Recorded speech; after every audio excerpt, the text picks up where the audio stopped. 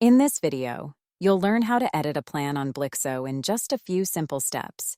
The only way to edit a plan is by editing directly in the Plans section. Let's get started. To begin, let's navigate to the Settings section. Next, click on the Plans field to access the plans list. Click on the Edit icon of any plan to initiate the editing process.